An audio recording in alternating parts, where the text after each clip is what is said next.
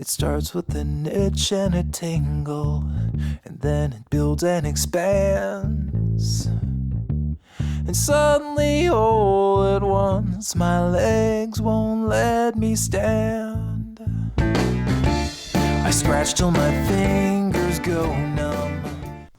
Welcome everybody to the Suicide Sucks podcast. We are outside my house today in boiling hot weather. It is only about 9 o'clock in the morning and I think it's going to be one of the hottest days of the year. The van is already sweltering. I think I need to get aircon, silent aircon, which I don't think exists. But yeah, it's a lovely day. I've got Simon with me today and he's got a coffee, because I know you all like to know. He's got one sugar in it and I've got a tea. And Ozzy's not with us because I thought it was a bit hot for him. So he's back in the house. So as you'll be aware, Suicide Sucks podcast is real talk from real people who have stood in your shoes. And I just want to give a big shout out before I speak to Simon to one of our sponsors, because, you know, we are a community interest company and without the sponsors, we'd struggle. So a massive shout out to 53degrees.co, and I know Craig well. He's a good mate of mine who runs this business, and he specialises in business and people performance consulting, and he is a top bloke. He will do his absolute utmost best to get you what you need. He's full of passion. So check them out. They're on Facebook, 53degrees.co, and thank you very much to them for sponsoring today's episode. So Simon Mayo has joined me in the camper van today, and no, not that Simon Mayo, which I bet he gets a lot. But I actually met Simon in March when he attended my Stand Up to Suicide comedy event, and he did a fantastic speech during that event. It was a pretty big ask, really, because obviously we were surrounded by comedians and comedy, and Simon got up and told his story. So he's joining me today. 4 years ago, he walked through the doors of Andy's Man Club in one of the darkest moments of his life, and basically he was ready to give it all up. But when he walked in, what he found was a room full of guys just like him, getting stuff off their chests with no judgment, just honesty, support and hope. And that one Monday night changed everything for him. And he's here today to tell us all about how he got to that point and where he is now. So Simon, welcome. Hello. Welcome to the camper Thank van. you very much. The hot and sticky camper van, I'm afraid. Love it. Love it. But yeah, as you'll probably know, we always start with the question, can you tell us about one of your darkest days? Yes. So as you've said in the intro, 4 years ago, beginning of June, we were going through COVID. So everything was spinning plates, and my mum got cancer. My stepfather-in-law then had a heart attack. My sister-in-law then had a miscarriage, and then a couple of months later we had a miscarriage. And as a typical Yorkshire bloke, my answer was berate. We'll sort it. And inside I was dying, like thinking, how can I get all this into in my head or deal with it. We had Theo at the time, who was 2, 3, 4, and my main priority was Theo and my other half, Kerry. But my mum was on her own, so we couldn't really go and see her due to COVID.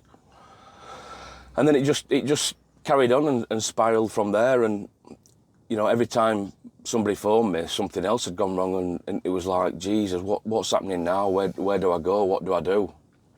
And I always remember when I was at a proper job, I was up the ladders getting something from one of the warehouse, and I was just stood at the top of the ladders and absolutely crying my eyes out, but there was no my shoulders weren't going. I was just literally just stood there crying. My manager came out and he just went, "You all right, Simon?" And I just shook my head and he went, "Just come down." So I went down, came down, and he just went, "Go home." And I thought, oh God, he's getting rid of me. And I went, he says, "Just go and take some time away." He said, "You've had a lot to deal with." And then that were it. I went home. Just tried to get everything dealt with and, you know, to get everything wrote down in my head and just, you know, and try and look after people, because when I'm looking after people, that's when I'm most happiest, when I'm making people smile or when I'm making people laugh. But I weren't doing that. So it were having a knock-on effect with me and other half. Just things weren't right. And then one weekend, at end of May, beginning of June, we'd had a bit of a bust up. Again, me not talking, me not saying anything, and yeah, I'd got Theo, and I just couldn't realise what I'd got in front of me, even though this is all I'd ever wanted, to have to get married and to have a kid and just, you know, that'd be it, that'd be perfect. But I'm always trying to make things better, or trying to make life better for people that are going through some shit as well. So we got in car, and instead of us saying, "Oh, I can't wait for this weekend," and you know, whatever we're gonna do, it were, "Come on then, what's up?" And again, as a typical Yorkshire bloke, my answer were, "Note." And I just got, "Simon, I know you," and I just kept saying, "No, no." And now she knows me more than I know me, and probably like all them that I work with, Andy's Man Club, they know me more than I know me, and it's good.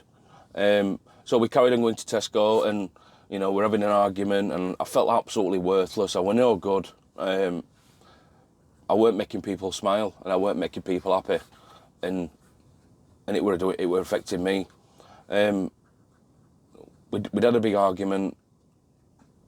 Other half got out and, you know, wanted some fresh air, and I drove off up this hill where we live and carried on driving for about 10-15 minutes, and I drove to the nearest train line, and I parked up, and I walked down banking, and I stood on the train line thinking, this is it, I'm no good, I can't fix all this mess.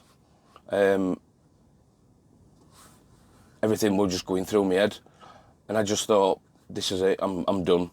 I threw other half phoned me, and she just went, "Where are you?" And all I could say were, "Just tell Theo I'm sorry."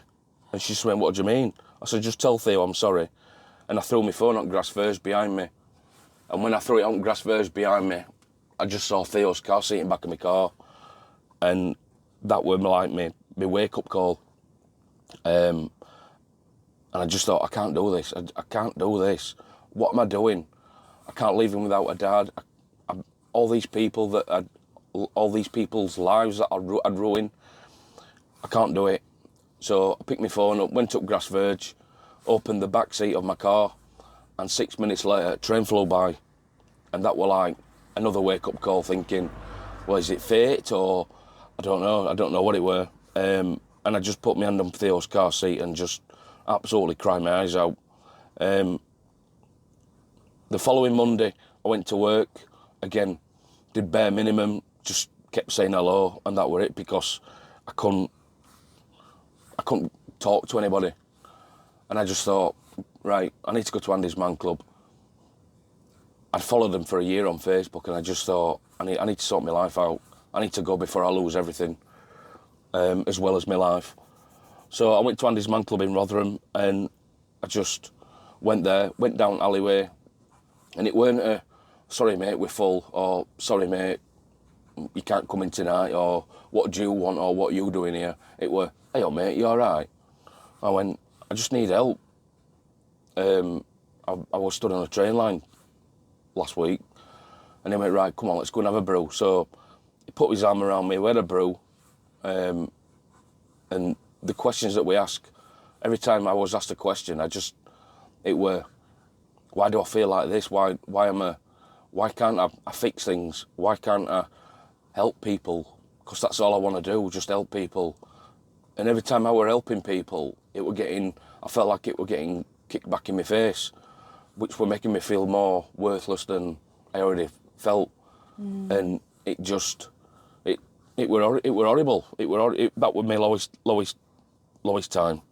And then I carried on going, because I felt I needed to. Did Kerry know that you were going? Yeah. I went in after work on Tuesday evening, because obviously by the time I'd come home on Monday, everybody were in bed. I come home from work on Tuesday and she was doing tea, and she just went, "You all right?" And I went, "Yep." And she says, "Can I have a hug?" And I went, "Yep." And then she said, "Where did you go last night?" I said, "I went there." And there were an AMC card on the fridge, and she went, "Good." And then she went, "Is this start of summer?" And I went, "Yeah." So I said, "I feel a lot better." I says, "But it's going to take baby steps." And she went, "Fine." And then that were it. So, and now she's one of the biggest supporters, you know, from a woman's point of view. She works wristband. She's always, she works at Screwfix down at Harbour Hills, and she's always saying, "Oh, you've got an Andy's Man Club banner. Do you go? And guys will be like, "Oh no, I should do though," and she'll just go, "Get yourself off, get yourself off. There's 5 in Barnsley. Go, just go."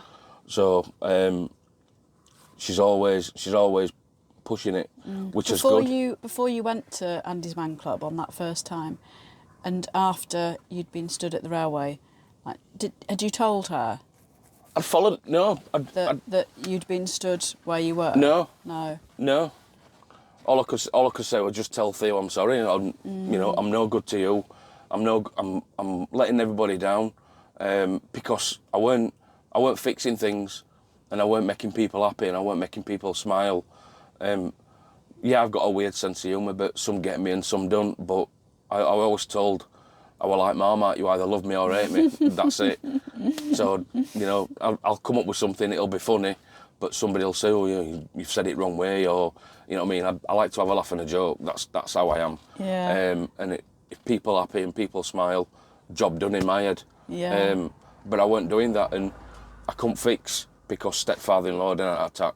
I couldn't fix because sister-in-law had a miscarriage. I couldn't fix that we had a miscarriage, and through COVID, I couldn't even go and hold her hand.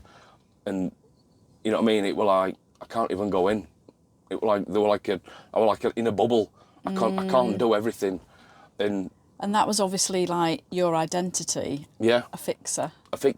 And yeah, you'd lost... because as a man, we're meant to fix things. We're meant to like do stuff, and you know, "Oh, car's not working, I'll sort it." And every time something were happening, I'll sort it, and I weren't sorting it, so I was letting everybody down in my head, and I couldn't do that. Now I run around like a blue housefly with Theo, and he's absolutely the world that I walk on, and I worship what he does. I like to wind him up. I like to have a laugh and a joke with him, and you know, he'll sit there and he'll still cuddle me even though he's 7-year-old, and you know, I'll do out for him. But that's a man. That's what we do.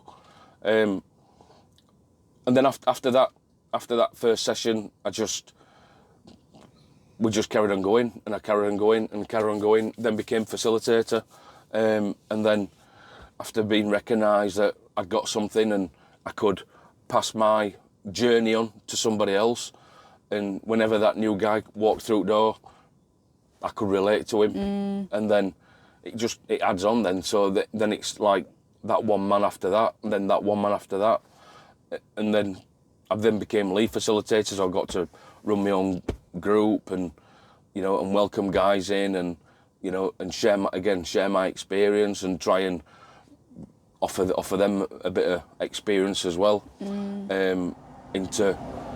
into where they were and how they were. And then last October, a job advert came up for South Yorkshire area lead, and I just thought, why not? Why not? Why not? I'm in a decent place. Why not?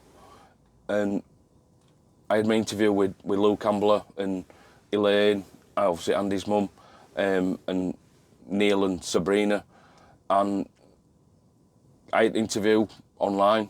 We just, have a chat, and it weren't, you don't need to know about us, you know what we do, tell me all about Simon Mayo. So we're like, right, this is what I do, I've got Theo, and I just told them everything what I'd done within area. And then after probably what seemed, I'd just put the phone down and then they rung me back. But it weren't, it were like an hour later, or 47 minutes later, and it were, you smashed it, absolutely, you're the guy that we want. I'm like, wow. And then Luke kept saying stuff and kept saying how, your man for South Yorkshire and what you've done and how you've come across and everything that you've done for AMC. And they were like, right, it's October 25th, November 25th, right, see you on November 25th. And I was like, brilliant. And I went, right, I need to go now because I need to go watch Love Island. and I just went, all right, try. And that were it. And other half were like sat crying because I would come across and said, you're really, really passionate in what you do, and you really, I can see it in your voice, and he said, you're a guy that we're looking for. And so obviously she were crying, and well, like, yeah, that were it. So I started a job and I've not looked back. I look after 22 groups within South Yorkshire and North Derbyshire. Every day is different. Yeah, there is a lot of stress, but I've got guys to ring, or my manager to ring, and he'll just say, just have a minute, or calm yourself down, or because they get me, they know where I am, they know what I do. So it's good. It really, really is good. So yeah. Fantastic. So take us back to, you said that you'd followed Andy's Man Club for a year. For about a year. Yeah. So I'm assuming you followed them because you knew that you needed a bit of help. Yeah. But that seems to be quite a common thing, that there's this kind of, from a distance, following for a while. Yeah. And it would, like I said, it were a year. I even bought a hoodie, and I weren't part of AMC, and it would just, I'll do whatever I needed to do. And I kept going to work and kept thinking, I'm going to go today. And then I think, oh no, I'm fine. I'm fine. And other part where I was drinking quite a lot, so I was spending quite a lot, which were affecting my money. Yeah. So I was going overdrawn, and then obviously when you go overdrawn, when you get your wage, it then comes out, and it just spiralling.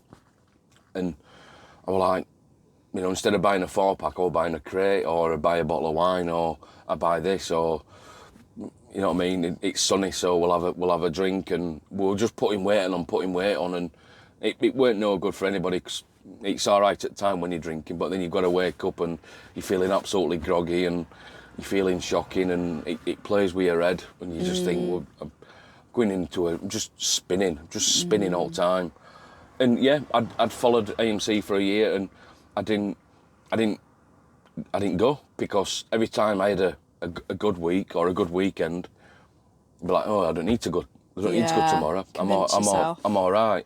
Did you have any mates? Did you have anyone that you knew that went at that point? None at all. None at all. No. And even like if I'd been in my head or something had happened, I'd be like, right, I'm going tomorrow. I'm definitely going tomorrow, because I need to go. I need to go and find out. And then I'd get to work and everything would be all right. Yeah. And it'd be like, I'm not going. I don't need to go. I'm all right. And it were like constant all the time. It's like, what are you doing? How long do you think you did that for? At least 10 months. Yeah. At least. And I just thought, I need to do it. I need to finally go. And I did a walk a couple of years ago with for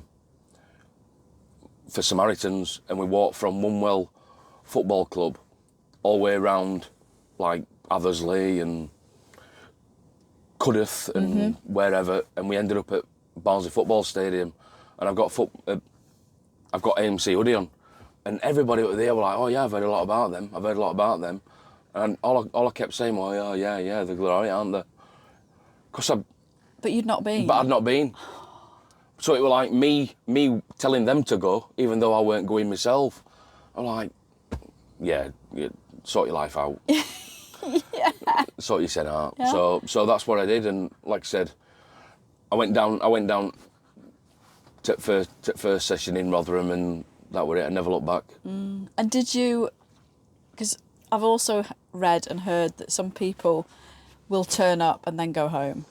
Yep. And So they don't we actually have get in the door. we have a guy like I used to go and sit in car park, and then just sit there, and then we have like sweepers now, where if you sat in car and you get a, "Hey mate, you friend his man club?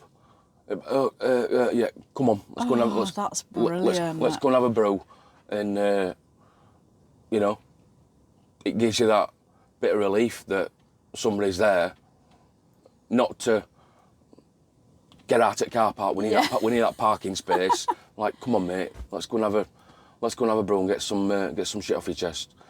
And they walk in, and then you'll see them 9 months down the line, 10 months down the line, and then you'll go, "Hey, up, John, you all right?" "Yeah," and he'll say something like, "You saved my life, you." "What do you mean?" "Well, that day when you knocked on window, and you opened my eyes, and it were either this or I was going to take a bad way out, and if it weren't for you, I probably wouldn't be here."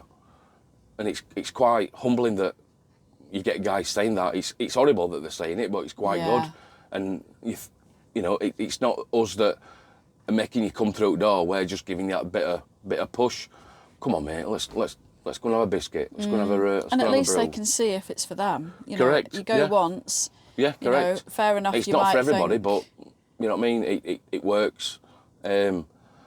Whatever you've got to say, whatever you've got to get off your chest, just say it. Just do it. Just do it. Yeah, absolutely. Do they have an online one as well? So we have an online one that started through COVID, and it just spiraled of like over 100 men on a Monday night. All you have to do with that is send an email to info@andysmanclub.co.uk. They'll send you a link out, and then just join online. Exactly what we do face to face, but in your own comfort of your own home. Exactly that. So if you can't get, we get guys that've got social anxiety, or that are home late from work, or just can't just make that first step to go. This is like your little tester.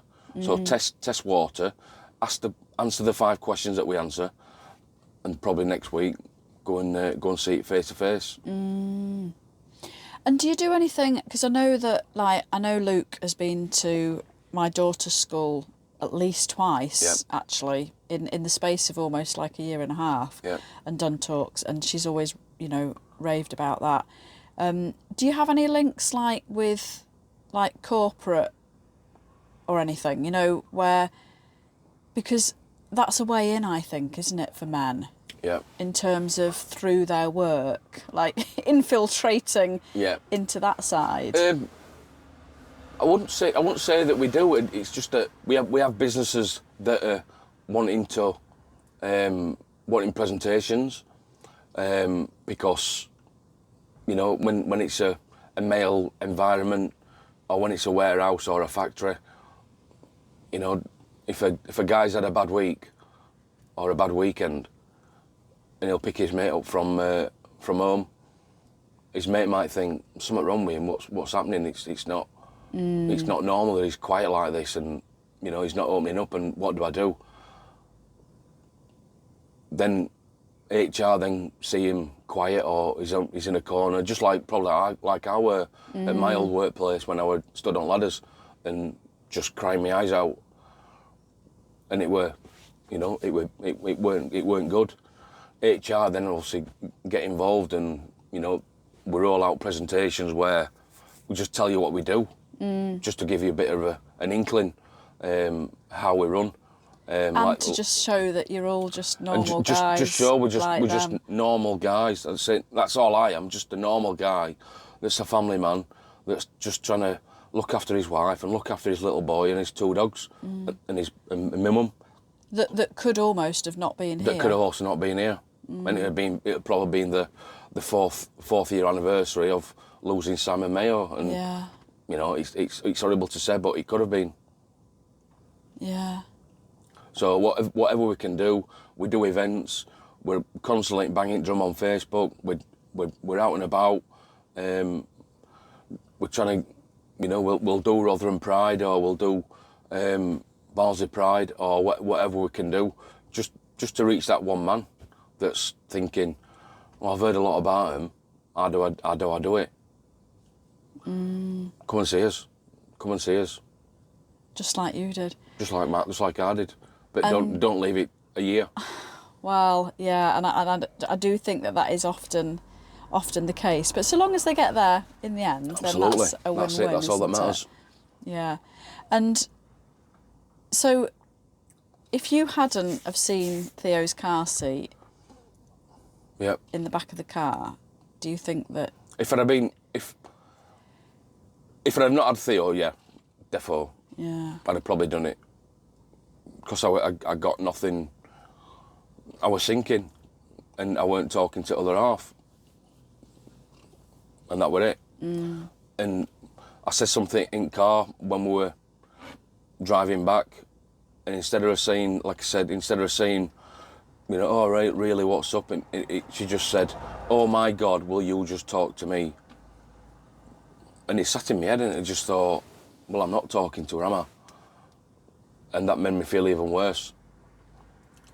So See, now, that's hard though, isn't it? So like, say there's, you know, a wife like Kerry sat listening to this. yep, You know, what can we do? What can we say that will? Because I know exactly that scenario. yep. You know, we all do it. It's not just men. You know, Yeah. but you know, I'm fine. It's fine. You know, there's nothing wrong or whatever. What do you think? From an AMC point of view, just give me a car and say, come on, let's go down there, drop him off, and just say, I'll pick you up at 9 o'clock, or whatever it is, or you don't have to do full session. Just go and see what it's like. Open up, say stuff. You say what you want, but we don't talk about religion, we don't talk about politics, we don't talk about medication, and we don't talk about criminality. Anything else, talk about what you want. Get some shares. There's always guys there that can relate, and you'll form like little relationships, and you can always, you'll see guys when they're sharing, those guys that'll be sat nodding. It's like, yeah, I were in your place when a couple of months ago, mate. And they might say, how I did it is this and how I did it is that. And one of my old mates, he used to have an AMC within his house. So he used to go home to his partner and go, come on then, how's your week been? And she'd go, well, it were rubbish, or I've done this and I've done this and I'm stressing about that and stressing about this. And they go, right, question 2, what's a positive from your week? And they'd start talking. And then question 3 is what everybody goes for. And question 3 is anything to get off your chest. So that might be from, well, I got a parking ticket, or my tyre went flat and I got no pump, or to whatever. Because we get it, because guys have been there. And then question 4 and 5, you just make little silly questions up. So, you know, beef dinner or a turkey dinner. Oh yeah, got to have beef dinner. And what would you have on it? Horseradish. And you know what I mean? And it's like laughing and joking. And then question 5 is like a bit of a humour. So when you're coming through the door on first night, you're feeling lower than low. So we make you go through the door back home on a bit of a high. So question 5 might be something like, what's your favourite biscuit for Dunkin'? Or what's your favourite crisp sandwich? Or if you had to do a sandwich, what bread would it be? And go all the way through. So it'd be like tiger bread and lettuce and tomato and bacon and, you know, You know what I mean? And then So that you leave. So they leave on a Yeah. bit of a high, or you know what I mean? How would you eat a Kit Kat? Just ram it in. You know what I mean? Just ram it. Oh, there's lots of different ways. There's lots of ways. Absolutely. And lads go through then on a bit of a high. Yeah.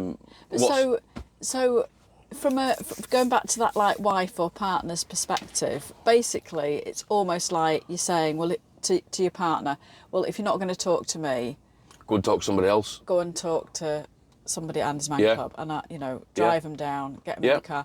Or Yeah. I mean, do you have like a referral thing where, No. like if there's somebody within the area that you could go and meet them or take them, or No, have not anything really. like that? You know, if you're under counselling or if you're under therapist or your GP, probably 9 times out of 10, they probably end up referring Andy's Man Club to you anyway. Yeah. Because you only get so many weeks within a therapist session. Yeah.